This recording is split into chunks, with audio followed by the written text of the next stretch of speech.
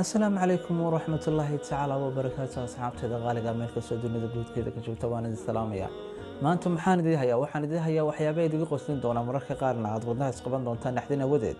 haddaba asxaabteeda qaaliga afar dhacdo oo waxaan idin hayaa ku saabsan khamriga iyo dhibaatadiisa diinteena islaamka waa ay mamnuucday qofka islaamka inuu khamriga cabo balse waxaan idin soo bandhigi doonaa afar shakhsi oo PhD ka diyaariyay cabista khamriga iyo waxyaabaha ay kala kulmeen qaarkood waad nixi doontaan balse waxaan ku rajaynayaa inaad horta qalbiga dejiso ka hor intaana daawan muuqaalkan dhacdada koowaad aan idin soo bandhigi doonaa waxay tahay dhacdo adiga kaa qoslin doonta mararka qaarna kugu reebi doonta naxdin adigoo socon doona talow qofkan miyuu iska badaya dhibaatada khamriga aan idin soo bandhigo waa oday 60 jir ilaa 70 jir madaxa la gaadhay balse dhibaatadan ku dhex jira daawasho habboon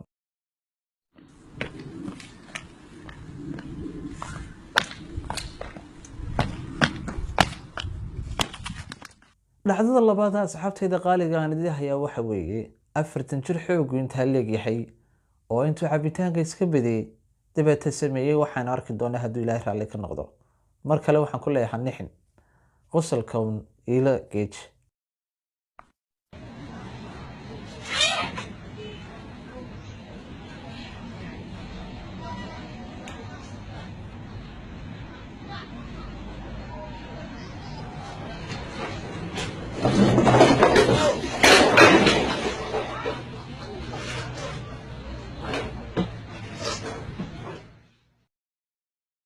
dhacdada saddexaad aan idin hayaa asxaabteeda qaaliga waa dhacdo aad iyo aad dhab ahaantii naxdin igu reebtay kadib markii aan daawaday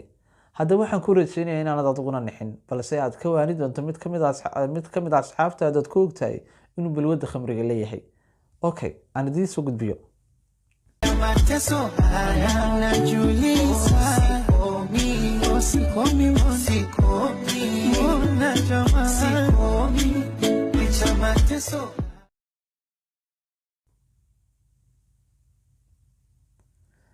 dhacdada ugu dambeysay aan asxaabteeda qaaliga idin la wadaaga waxay noqon doontaa hadduu Ilaahay raalli ka noqdo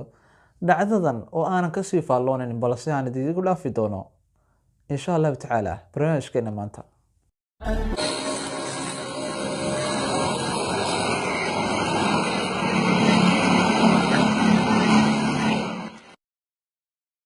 waayahay asxaabteeda qaaliga waad mahadsantihiin maadaama aad soo booqateen bartaan ku leeyahay YouTube channelka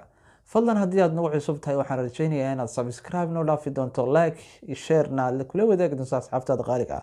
waan ku mahadnaqnaa mar kasta oo aad soo booqato habeenku ha idin wacnaado meel kasta dunida guudkeeda ka joogtaan wassalaamu calaykum waraxmatullaahi tacaala